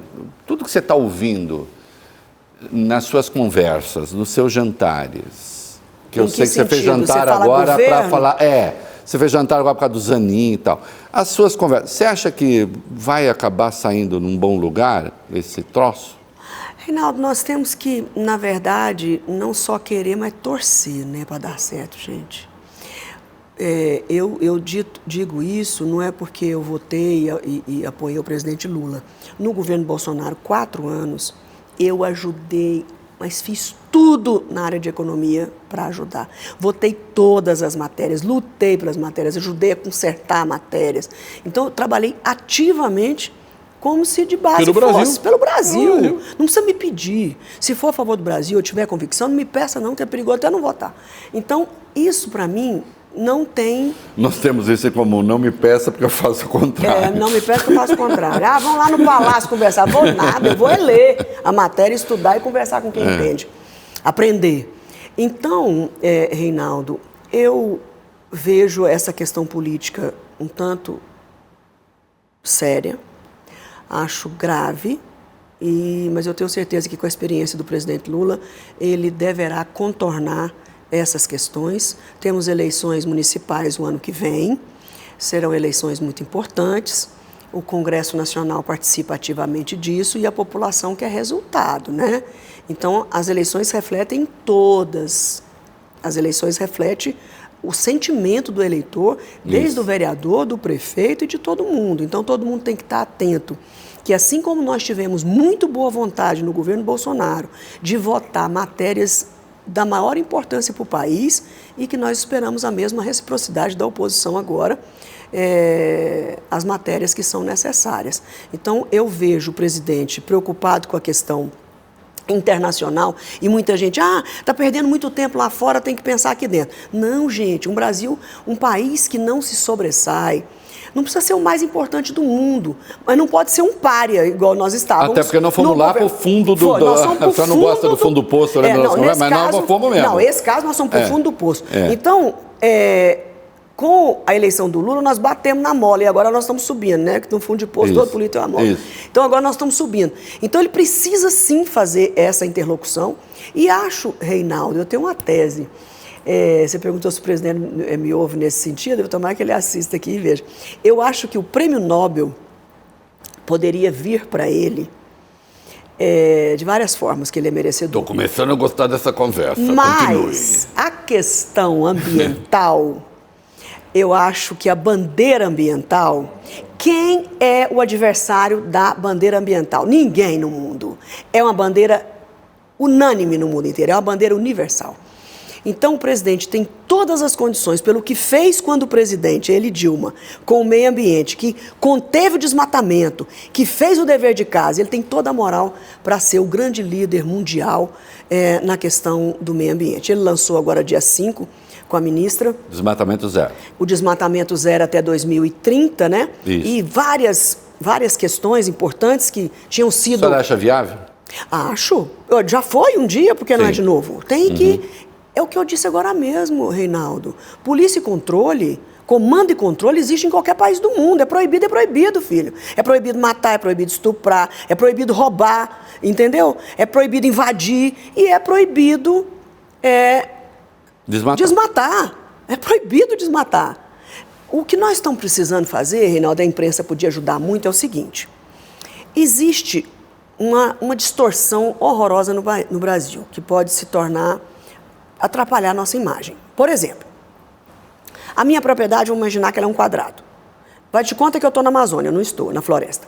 Eu só posso desmatar 20. Isso. Certo? 80 eu não posso. Quem tem propriedade na Amazônia tem de preservar 80% da sua mata fazenda. nativa. Se você tem 1.000 hectares, Código você pode florestal. desmatar só 200. Isso. Então, para que eu preciso de licença para desmatar 200? Deveria ser automática. E depois o órgão ambiental vai lá ver se eu abusei. Porque eu posso abusar até com licença. Isso. Então, às vezes, esse lugar autorizado demora tanto a sair a licença, é tanta burocracia, que o cidadão desespera. Está errado, mas desmata. Então, se isso fosse em outras áreas iguais, no Tocantins é 35% de reserva, eu posso desmatar 65%. Então, por que eu preciso de licença para fazer o que eu já posso fazer? O que eu já posso fazer. Então, é uma questão para discutir. Tem 1.000 argumentos contra e a favor. Então, esse desmatamento, ele está em área permitida ou ele está em área proibida? A gente não tem esse levantamento. Que eu conheça, não. Ministério do Meio Ambiente, IBAMA, CNBio, eu não sei se existe. INPE, eu acho difícil localizar isso.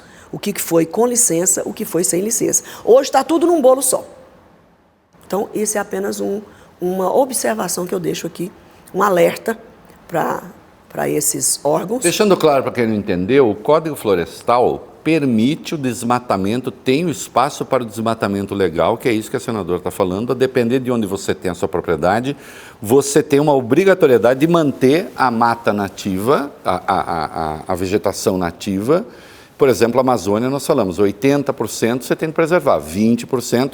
Se você tem uma propriedade, só para deixar claro, na Amazônia, e você só tem 10% de ocupação, você pode aumentar a sua ocupação.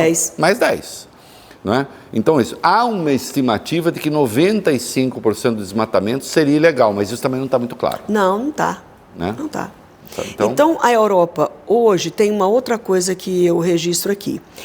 A Europa, na era Bolsonaro, fez um anexo de condicionantes para fechar o acordo União Europeia-Mercosul.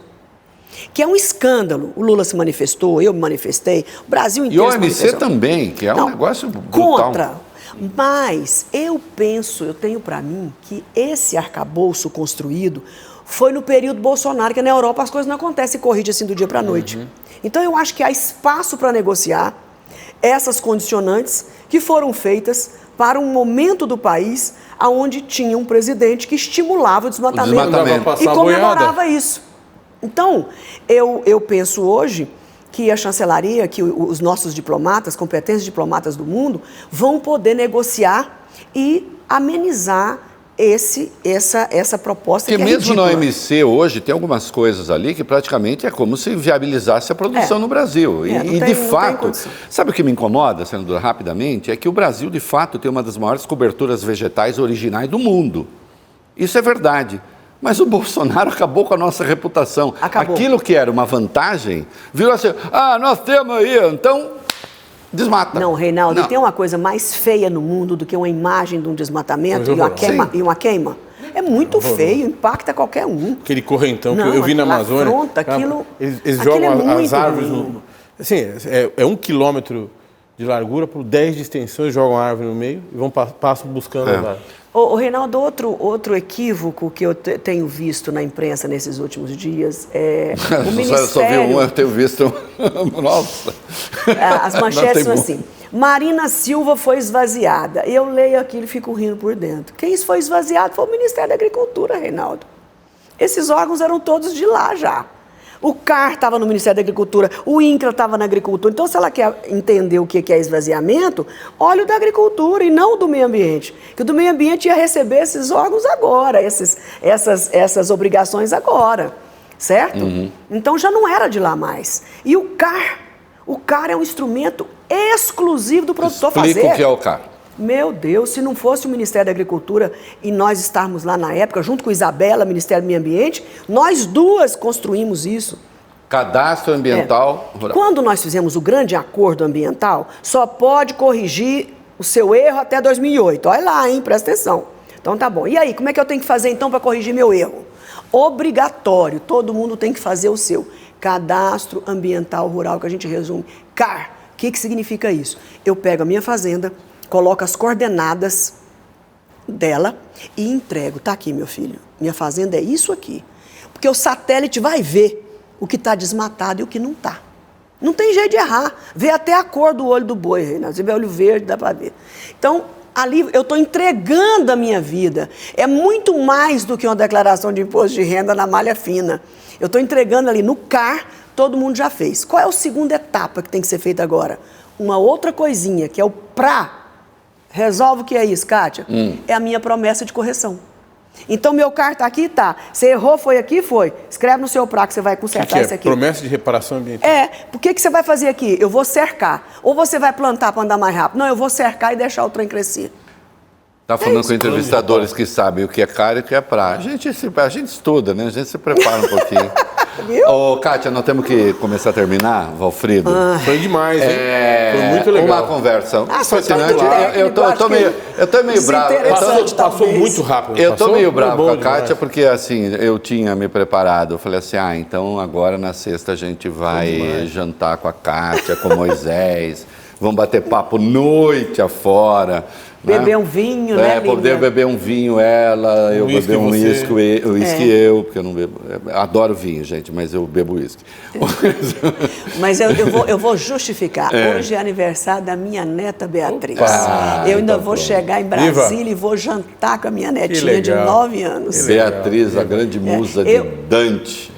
É verdade, Reinaldo. É verdade. Reinaldo sabe tudo, gente. Impressionante. Então, Kátia, obrigada. Termina. Obrigado. Bom. E o que é coisa que nós não falamos e que vale a pena falar para a gente encerrar? Eu só queria reiterar, Reinaldo, eu quero pedir desculpas aqui pelas respostas às vezes tão longas e tão técnicas. Não, foi magnífico. Talvez desinteressante para o público. Jamais. Mas eu queria voltar num ponto importante que é a política do Brasil. Vamos mudar a política do Brasil, vamos mudá-la para melhor, conversando, discutindo, dialogando, vendo a melhor forma, o melhor modelo, envolver empresário, trabalhador, envolver as instituições, a imprensa, a OAB e, claro, o Congresso Nacional. Os especialistas, Reinaldo, a parte do judiciário, nós temos ministros das Cortes Supremas muito preparados, mas nós precisamos abrir um grande diálogo para fazer essa mudança, para agradar o eleitor. Eu sou do lado do eleitor, mesmo não sendo candidata mais. O eleitor tem razão, sempre tem razão, Reinaldo. E quando ele responde que ninguém gosta do Congresso e que quase 100% quer a mudança da política brasileira, eu sou obrigada a aderir. Então vamos pensar sobre isso. Kátia, muitíssimo obrigado. Deixa eu dizer uma coisa, não é pelos entrevistadores. Nós somos essas coisas que Deus fez meio assim, distraído, mas é pelos entrevistados. Essa gente bacana, brilhante que a gente traz aqui. Fala francamente, tem papo assim em algum outro lugar? Não por nós, mas pelos entrevistados. Então, se você gostou, dá like, se inscreva. Isso é importante para o canal continuar. Mentira, a gente vai continuar de qualquer jeito, mas de qualquer modo, sempre sou eu, né? Sempre sou eu falando. Mas de qualquer modo, dá like e se inscreva. É verdade, o like ajuda muito. Kátia. 3 vivas a Kátia Abreu. Viva. Obrigado, gente. Foi um prazer muito grande estar aqui com vocês. Obrigado, querida. Obrigada, Rei. Você, como sempre, muito obrigada. Parabéns pelo programa. Parabéns a toda a equipe aqui.